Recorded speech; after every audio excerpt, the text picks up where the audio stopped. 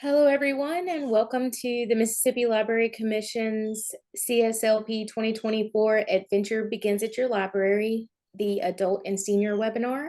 Today, we're going to discuss some programming, reader's advisory, and crafting. Before we get started, I just want to introduce myself really quick. My name is Brianna Williams. I'm the director of the Lamar County Library System. I have a Master of Biomedical Science from William Carey University. I have a Master of Library and Information Science and a Certificate in Archives and Special Collections from the University of Southern Mississippi. I feel like I'm half human, half coffee. I have a large cup here for me today while I'm videoing this. I am part of a search and recovery canine team. I'm a canine handler, avid reader, and adventurer. If you can't tell by these photos, I have some with my sister and some good friends of mine. The Lamar County Library System has 4 branches. We have one in Sumrall, one in Oak Grove, one in Lumberton, and one in Purvis. And so we have a really wide, diverse community in each of these areas. And so it's extremely important when you're planning your collections, when you're planning your crafts, your programming and things, that you keep that in mind when you're planning them. So next, I want to introduce my dogs really quickly. Polka is my oldest dog. She's actually 13. She'll be 14 in October of this year. Luna is my second oldest, my blue pit. She is 5. Dolly is a golden doodle. She's 4 years old. Azriel is my canine that I do with search and recovery. His name, Azriel. I've already said that. He's 1 year old, and there's a photo of us on the end there doing our work. So today we're going to cover CSLP, programming, crafting, summer reading prize ideas, and of course, reader's advisory, my favorite. So real quick, I want to explain what CSLP stands for. CSLP is the Collaborative Summer Library Program, and it actually began in 1987 when 10 Minnesota regional library systems started working together. They shared ideas, expertise, and calls to produce summer reading programs for all ages, all backgrounds. CSLP is actually a 501c3 nonprofit organization. They exist to make summer programming meaningful and accessible to all library programs, library patrons from all walks of life. So every year, CSLP collaborates with libraries across the country to create an inclusive literacy-based program. And this program creates a unified theme, it's shared resources, it offers support. The materials they provide reflect the diversity of our communities with all races, ethnicities, national origins, genders, and even more. You should have, if you're a part of this collaborative summer library program, you get the USB drive, which gives you so much information, which is so important. Much like CSLP, it is important to be sure that your library is inclusive to all walks of life. Ideally, all staff should have equity, diversity, and inclusion training. And of course, always seek feedback from your community, your staff, others who have lived with these experiences. Find out what your demographics are. It's important to make sure you're serving your community to the best of your ability. Like I mentioned before, every year a theme and artwork is shared with public libraries across the country. And as you know, this year, Adventure begins at your library. But if you need more assistance or more information, you can always visit the CSLP website at www.cslpreads.org. It's a great resource. Again, use that for your flyers, for any ideas for programming. They also have great instruction sheets, so it's really helpful. Here is some of the beautiful artwork that CSLP provided us with. You should have received some of this, and it's a great thing to use on your Facebook whenever you're creating flyers and things like that. All right, to get started, first and foremost, you want to ask some questions about your community. What events are already happening? What are your community's demographics? If you don't know your community's demographics, census.gov is a great resource to use. You can actually see different demographics as well as age groups in your community, things like that. By 2030, 21% of the population will actually be 73 or older. And then in 2018, 26% of US adults had some type of functional disability. And these are the kind of differences and demographics that I was mentioning earlier. Whenever you're trying to plan your programming, you want to make sure you include these different groups. So types of programs you want to include: activity programs. This can be indoors, outdoors, arts and crafts.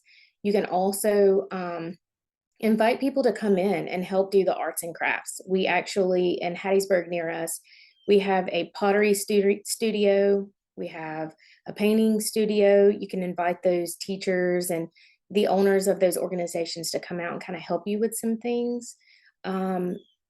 Multi-generational is also a really good idea for programming. You can invite individuals, seniors from the nursing home, seniors just around the community. You can invite daycares, schools, different things like that. And you can allow those kids to come in and read stories to the seniors while they're there. It's a really good way to get those generations together. You can also try and do a community art project at our Lumberton branch. We actually had a mural painted on the side of our building, and that was designed by the art teacher from Lumberton. He and some of his students actually came out and they sketched it out, and then they drew it on the side of the building, and they all worked together to paint the entire mural. And it was just a collaborative project that they all really enjoyed doing. They have a lot of pride in it. It's beautiful. Also, you can consider passive programming. These are just more like take and mates, things that people can just pick up and take home and do, but make sure you have instructions inside of those. Next, you can do skill shares. This is inviting people who have a certain set of skills to teach other people how to do them. Cultural programs. Teach people about the other demographics, about the different cultures in your community. Programs for adults with disabilities. This is also making sure that you have an inclusive environment. So next, you want to schedule around what is already happening or join in what's happening around you. Farmers markets. These typically happen in the spring and the fall. You can go and set up a booth there, tell people about your library, tell them about what programs you have going on that year. Reach out to the extension office. Mississippi State University has a lot of extension offices. There's typically one in every county of the state. We have one here in Purvis, and they've actually been great at doing free programming and helping out whenever you ask. Disability services. Those are a great resource. Churches, there are churches in every city, every community, and there's so many diverse people attending these places, and it's a good time to reach out to that specific resource. Senior services, we have a place here in Purvis that actually feeds seniors once a week, or they have boxes of food that the seniors can come and get. Go and talk to them, see what kind of programs that they'd like to see. But just try to keep in mind that seniors typically prefer midday programming or early afternoon.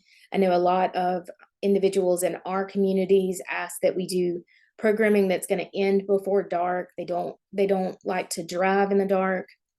And another thing you can do is poll your community. Create a poll. You can use Google Docs or Google Polls, and then you can add that to your Facebook or your website. And then the next thing you want to do is outreach to your Spanish-speaking communities. Start with the schools, government, organizations. Look at your census data again on census.gov. You can see this demographic in your communities. Establish a presence outside of the library. You want to seek out the community leaders in the Spanish-speaking community and ask them for a conversation.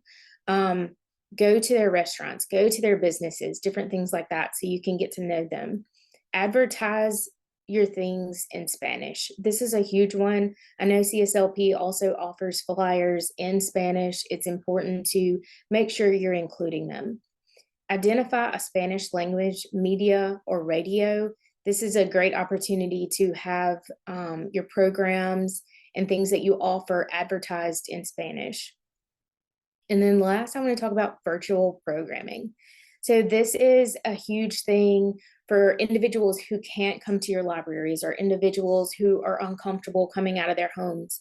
Have a sign up and invite people to participate in this virtual programming. You want to provide a guide or a workbook. If it's people that come in and then you're going to do it virtually, have something in the library that they can take home with them.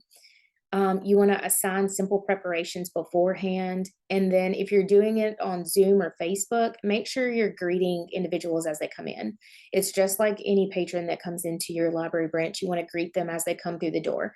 They want to know that they're being seen and that you're acknowledging them. And when you finish your virtual program, it's also extremely important to ask for feedback. What did you do well? What could you do better? First, on programming, I want to start with indoor programming. I'm going to go into more depth in each of these, but real quick, virtual reality is a huge indoor program that you could do. Game nights, skill shares, where in the world, and book tasting. We're not going to eat any books. I will definitely explain that more. So, virtual reality. Let's see. Virtual reality is the use of a computer modeling and simulation that enables a person to interact with a three-dimensional virtual or sensory environment. So for those individuals that can't travel, they can't go around the world, this gives them that opportunity to see other things outside of their town or their community or their home. And it's also an affordable way for the library to show things outside of the library. If you want to do a virtual adventure, you just need a few materials. You can get a wilderness inquiry license, or you can use another VR resource site. You'll need computer with internet connection, Zoom or conference software so that you can include those people that can't come to the library, a projector or a TV. And then you can use sources like 360 VR Explorer.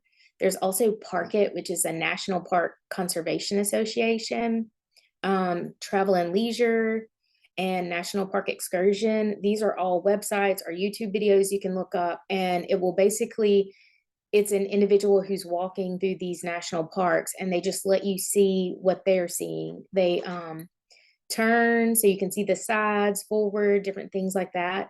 But CSLP also offers another option. You can email Anne, ANNE, at wildernessinquiry.org. And for $25, you can get single-use group license, or you can purchase a $10 individual license. And that allows you to see a lot of incredible national parks as well. Next, we have game night. So this is a really fun program that you can do. We used it last year, but I thought it was a perfect time to bring it back this year. The game night is games around the world. So some ideas you can have are Africa, which you can use Mancala for. China has Mahjong or Go. New Zealand has Mutorore. If any of y'all know how to pronounce these correctly, please let me know. Some of them I was not 100% sure on. So Middle East, you can play backgammon, Egypt, Senet, France, Risk, Mexico, Loteria. This was actually originally created in Italy, but it's a huge game in Mexico. India, Pachisi, Japan, Shogi. These are all different games that you can purchase at Walmart or on Amazon, and it's a really great way to incorporate different countries, teach about different cultures while you're playing these games. So next we have skill sharing, and this is a way for different organizations to come in and they can teach you about different things that they know, that they have experience in doing. So beekeepers, there's a Mississippi Beekeepers Association, master gardeners. There's also typically groups in each county. They also have a really close relationship with the Mississippi State Extension Service. So they're a great resource as well. Boy Scouts, of course, there's Girl Scouts as well. Boy Scouts are a great resource if you want to do the Camping 101. Adventure groups, the Mississippi State Extension Service, as I mentioned before, they work really closely with the master gardeners, and they also can come out and teach about 4-H. We actually have a lady that's coming for our summer reading program, and she is bringing a mechanical cow, and she is going to teach about making butter and different things like that. So for Camping 101, you can teach how to make a fire, how to pitch a tent, how to tie a knot, navigation, things like that. You can also do the camp cooking backpacking meals. So this is also a perfect time to implement the Charlie Cart from the Mississippi Library Commission. Gives you an opportunity to cook in front of people and just really, really utilize that resource. So next for indoor program, we have Where in the World. My age, Where in the World is Carmen Sandiego. First, you can do travel trivia night. So this is just a way to get people to come in and you do your questions. We typically use Kahoots to do our questions, and you can use it to let people guess what area you're talking about. Tea and travel talk. So this is actually something that we do in Summerall called Coffee and Conversations. And this just allows people to come in and talk to each other. Seniors or people who have graduated from the Summerall High School, they can come in and just talk about their lives and things that they remember from high school. And this tea and travel would just be a way to come in and talk about where you've traveled, what you enjoyed about those places. Read around the world.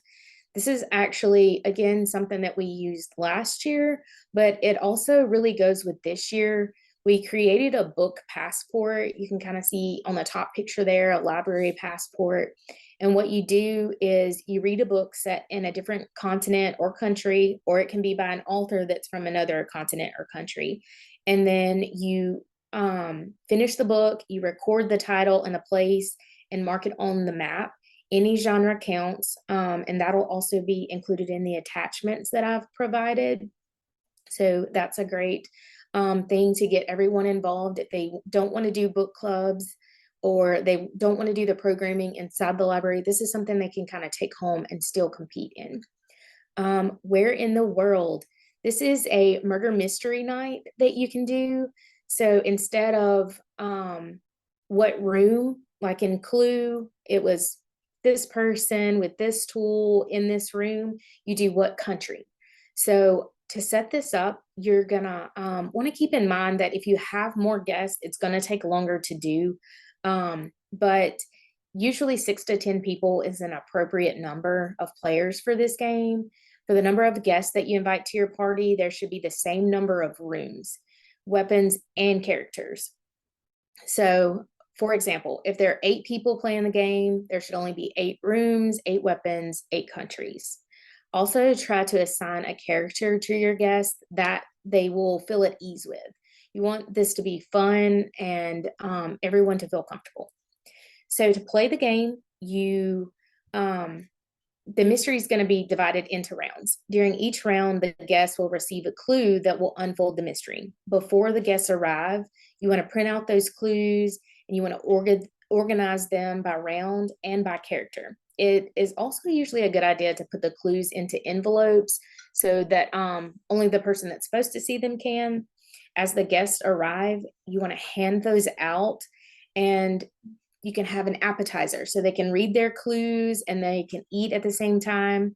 Each envelope is going to contain 1 clue to reveal and 1 to conceal. The clue to reveal is the one they are allowed to tell the other guest, and the clue to conceal they should keep to themselves. If asked about this clue, they should try to change the subject, but they cannot lie to anyone. So hand out the next round of clues to the guests before or during dinner. And then for the solution, After dinner, all of the guests gather for the final solution round, and you ask everyone who they think committed the murder, with what weapon, and in which country. Have a top secret envelope prepared with the solution to the murder mystery, and after everyone has made their guesses, you open the folder to reveal who the murderer is. And then we have book tasting. So, like I said, we're not going to eat any books here. It's a couple of different programmings that you can do. We have book club and then we have nature documentaries. But the idea behind the book tasting is you host a program that allows you to discuss other cultures, countries. You get to taste some delectable cuisine, things like that. And some of the book club books I have here, Amy Tan, The Joy Luck Club. This is about some Chinese women who immigrated to America, and it talks about their past and their future or present as they're raising their daughters and trying to remember their culture. Homegoing is actually about Ghana. Little Princes by Connor Grennan is about Nepal. Half of a Yellow Sun is in Nigeria. The Astonishing Color of After is in Taiwan, and They Poured Fire on Us is in Sudan, Africa. So another attachment that we're going to have is Taiwan Adventure, which is a strawberry boba tea.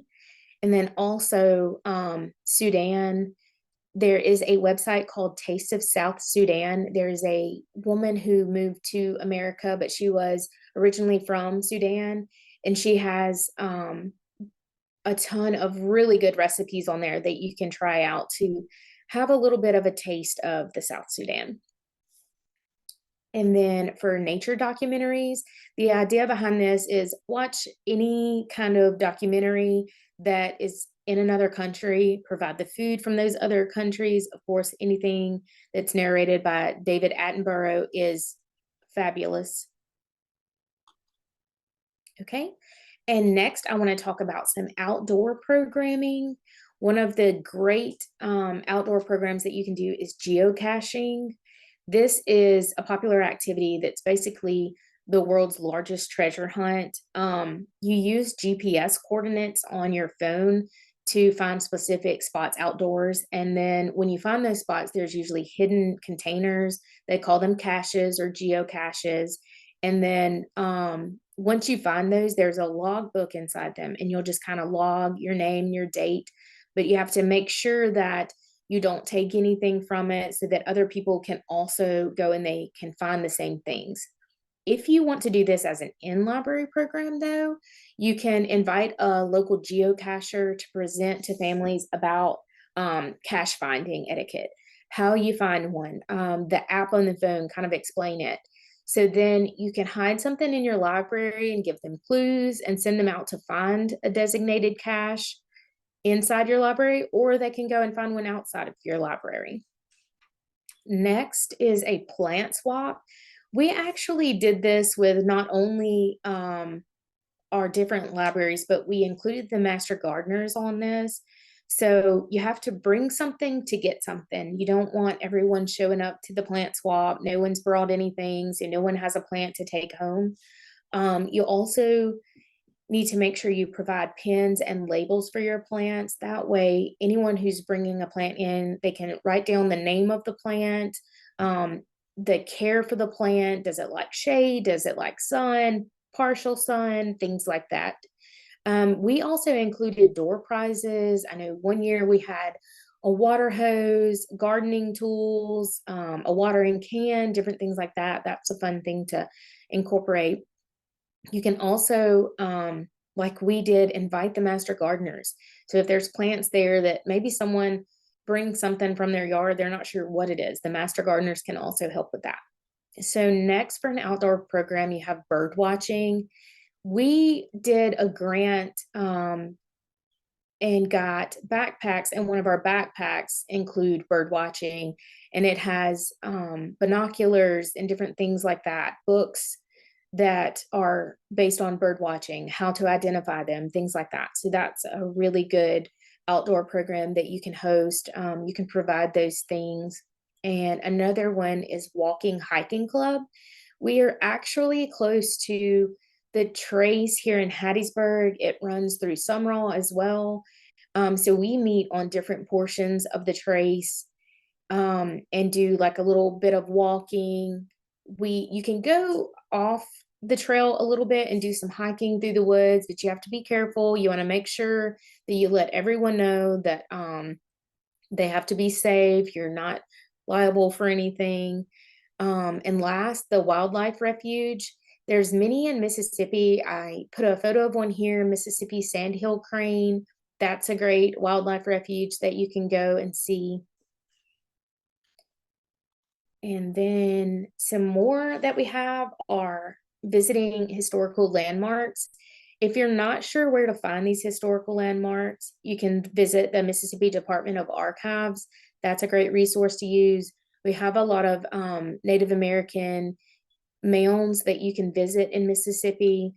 Another program that you can host is a nature photo scavenger hunt. So the idea behind this is you get a list of things for the scavenger hunt, and you allow amateur photographers, professional photographers, anyone that wants to be included in this, they go out and they take photos of each of the things on the scavenger hunt.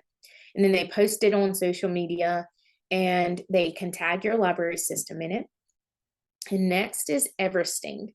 So this is something new that I actually just found out about. The concept behind it is pretty simple. You pick any hill anywhere in the world and you complete repeats of it in a single activity until you have climbed 8,848 meters or 29,032 feet, which is actually the height of Mount Everest. And once you complete it, which you can do this on a bike, on foot, online, however you feel comfortable. But once it's completed, you can find your name in the Hall of Fame alongside the best climbers in the world. Next is nature artwork. This is actually something you can do inside your library. You can do it as a virtual program. You can gather stuff and let people take it home and do it and just post photos. I left the name on here. It's Sister Golden by Vicki Rawlins. She is an incredible nature artist. She does a lot of these where she takes plants and just different things from nature and creates this artwork, and she posts it on Instagram. So if you want to see more of hers, you can find her on there. And then last are adventure obstacle courses.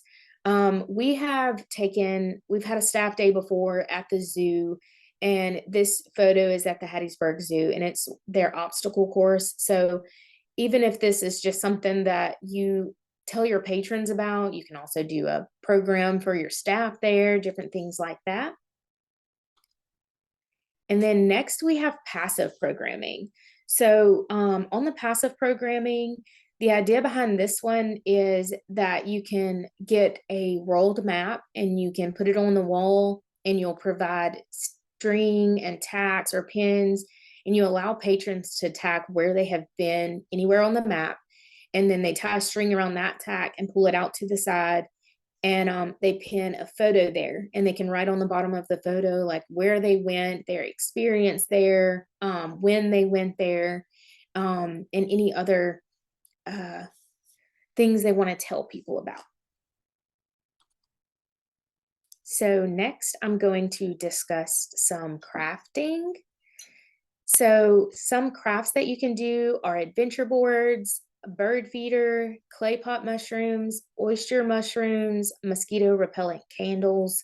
The second photo on here, you kind of see the last one I was talking about, where you can put the pins and the string and just kind of put those photos on there and a brief description of where and when you went to these different places. To go into more detail, here is the travel adventure board. So this is basically a scrapbook on a cork board. So you can ask people to bring in their photos. You can provide the cork board, or if you actually want to do a scrapbook, that's okay too. You can provide these stickers, ribbons, fabric. You can get tacks and hot glue so that they can attach things to this. So throughout this, going over our craft programs, if you need to pause, if you need to screenshot or anything like that, please do, so that you can get all of these instructions. These photos are actually all places that I've been. They're my photos. The top left is Red Bluff here in Mississippi. It's out toward Columbia. Then the one on the top far right is Black Creek, where you kayak. The bottom right is not in Mississippi, it's actually in Alabama. It's called Dismal Canyon. So next are pine cone bird feeders. And so this is a really fun, easy craft that you can do. A lot of people can be included. This can also be one of those multi-generational programs if you want to do that. All you need is pine cones, peanut butter, twine, and bird seed. If for some reason you don't have peanut butter, Crisco also works. I know we keep it in our house to fry chicken, so a lot of Southern homes have that. What you want to keep in mind on this is it can get a little messy. So whenever you're rolling the pine cone through your bird seed, you want to make sure you kind of hold it at the top and the bottom and just kind of roll it through that bird seed. Paper plates are a great thing to incorporate into this so that the seed doesn't spill everywhere. I also included some really good bird watching books, Backyard Bird Watcher's Bible, and a couple of others. So if you want to have those available at the program so people can grab those on their way out and check them out, that's a great idea. Next, we have mushrooms. You can grow your own mushrooms. We'll actually have an attachment as well for that. But for those of you who do not have a green thumb, my sister is one of those. You can do a do-it-yourself terracotta pot mushroom where you paint a mushroom instead and just kind of put it out in your garden. I have the list of supplies here and kind of instructions. It's just a painting kind of program, so it's really fun. It can also be a multi-generational program if you would like to do that as well. Next, we have do-it-yourself bug repellent candle jars. I am going to be completely honest here and say that I have not created these. They look very cute. They smell great based on the lemon and rosemary that's going to be in them. But I don't want to say that I guarantee that they work. So please don't hold that against me. Next, pine needle baskets. These are absolutely beautiful things that you can create. You just need pine needles. You want to make sure they're about 4 inches long, thread, a sewing needle, a homemade gauge. So this is actually about like the plastic straws you can get from any restaurant. You want to cut it about 2 inches long, and that's going to be your gauge. And with that, you're going to put the pine needles through it. So that way you can weave this basket together. And then pliers are also a good resource. I will say this may be more of a take and make kind of program or a virtual program. The lady that did the video on here to teach you how to do these did a phenomenal job, but it is a very slow, long process. So just kind of bear that in mind. You may want to check out the video first before you decide to do this program, but they are absolutely beautiful and they include nature. Next, summer reading prizes. So here at our library system, we typically do summer reading prizes for 4 different groups. We do early literature, we do children's, we do teens, and then we do adults. So some ideas we had for summer reading prizes for our adults are museum passes. We have some beautiful museums here in Mississippi, one of them being the Mississippi Museum of Natural Science. That's also a great resource for summer reading performers. We've had them come a couple of years, and she always does an amazing job. A kayaking certificate. We have a couple of different places that you can kayak around here, one of them being Black Creek in Brooklyn. So you can purchase a kayaking certificate and allow your adults or seniors to go out and go kayaking. National park passes, you can purchase these online. Escape room certificate, we have a couple of these in Hattiesburg. So this is basically a prize that you can give people and they can go use it at any time. VR headset. These can get incredibly expensive, but they also have some that are lower priced at Walmart, Amazon, different things like that. So bear that in mind.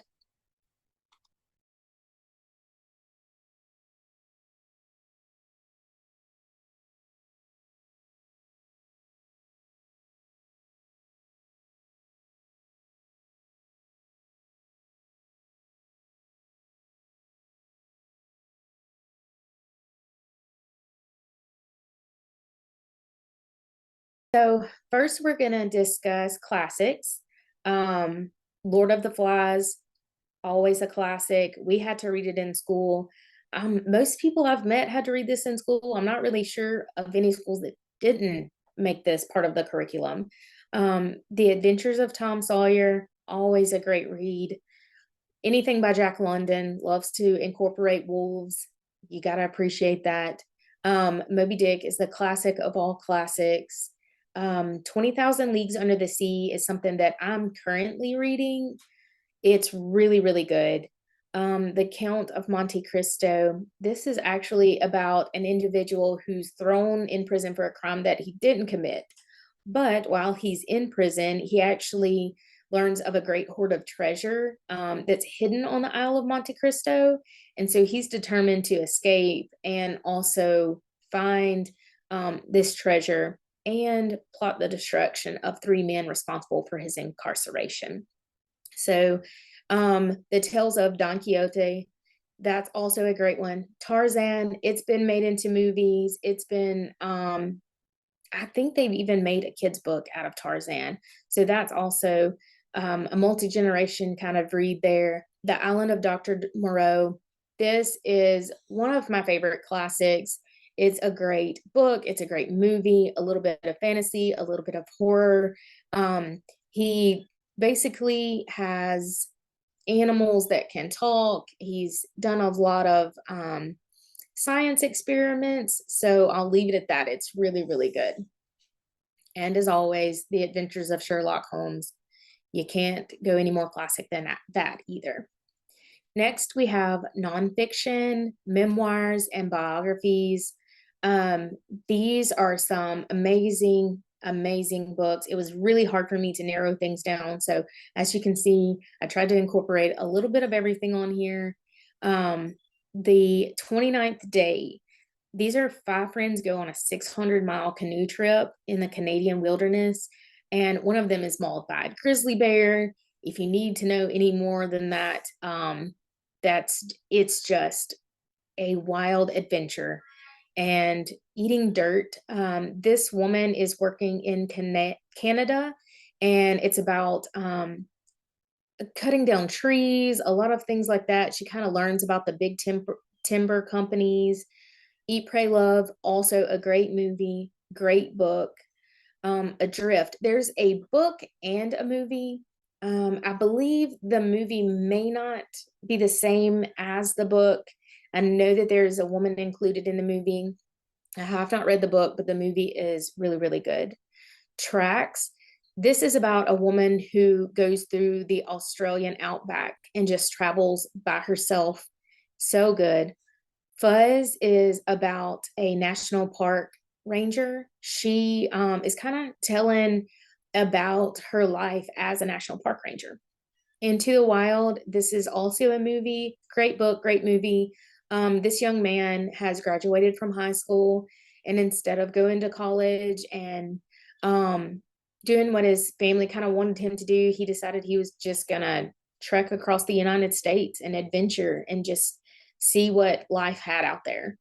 Arthur, also phenomenal, phenomenal book, but it's being made into a movie as well called Arthur the King. It has Mark Wahlberg in it. The story is about this man who is going on a over 400-mile trek across Ecuador in this adventure race, which myself, on a side note, myself and my assistant director are training to do this in October in Oregon. Sorry, September in Oregon. But the dog is basically goes on this trek across the Ecuador with this man. He's trying to find his own home. Next we have Wild, which is a book and a movie. It's based on this woman who is finding herself the Pacific Crest Trail. And then we have In the Heart of the Sea. This is a book and a movie as well.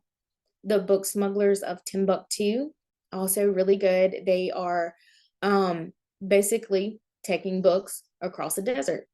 And then we have Between a Rock and a Hard Place, which is also a movie. This young man loves to adventure. He hikes quite frequently, but in this story, he is in Utah and he finds himself in um, a precarious place. And so it's a great read, great movie as well. So next we have fiction. As you can see, it was really hard to narrow this down as well. So first we have Once Upon a River. So after the violent death of her father, Margot takes to the Stark River in a boat. She only has a few supplies and the biography of Annie Oakley. What more do you need? She is going on a trip to find her mother who's vanished.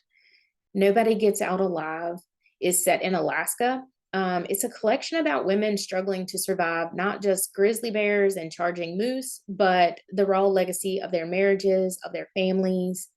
The Hobbit, this maybe could have gone on the classics as well. I feel like it's a classic. Um, the photo I have here is the 75th anniversary edition. It's an epic adventure, with a little bit of there's of hobbits, of course, and there's wizards and there's elves, a little bit of everything. Clive Cussler, he is probably the ultimate author of adventure books. He's a great resource to use if you're looking for any kind of adventure book. Jurassic Park, I am obsessed with Jurassic Park. I have my Jurassic Park cup. It was one of my favorite movies growing up, still my favorite movie, Jurassic Park. Next, you have Angels and Demons. They are also really, these are movies. The Martian is a movie. Diana Gabaldon, Outlander, she has quite a series. That is the first one in the series. It's also been made into a TV show, but this series has everything that you could possibly want, from history to fantasy to romance. This woman travels back in time like 200 years, and it is a great story. Life of Pi, I'm gonna say Shipwreck and Tiger and Boy, and just leave it at that. Beautiful film, beautiful book. Wool has been created into a TV show as well, but the TV show is actually called A Silo, and it's about it's more of an apocalyptic kind of story. They are underground. They're not sure when it's going to be safe to come outside. And so it's a really good story if you like the sci-fi kind of stories. The Sea Women, I have not read, but when I was looking at reviews, they said that it's for anyone who is a fan of Margaret Atwood's A Handmaid's Tale. Wanderers, this is also kind of a post-apocalyptic kind of story. From what I understood, the individuals are basically sleepwalking, except for one little girl. And so she's following these people as they're traveling, trying to see where they're going. The Hike, how could you not put something called The Hike in adventure? Remarkably Bright Creatures. So this is a really good book. It's also one of Jenna's book club books. It's been in our book club book in Lamar County. This is about a woman who starts doing the night shift at an aquarium. She's cleaning floors, different things like that. She's lost her husband. She's lost her son. He vanished on a ship out in the ocean. And she kind of becomes acquainted with this giant Pacific octopus. And next we have Kristen Hanna. This one, she has a lot of books, but this one's actually based in Alaska. So I included that one on here. A History of Wild Places, and of course, a Margaret Atwood book, Oryx and Crake, also a really good book. Next, we have my credits. This is kind of including everything that I used to come up with this PowerPoint presentation, any online resources that you can use through CSLP and things like that. And last, I want to say thank you. I hope you all have an adventurous summer. My contact information is on here. This is my library system, my email, our website. And thank you to Beth for helping me record this and get it edited correctly and making it sound good. Y'all have a great summer.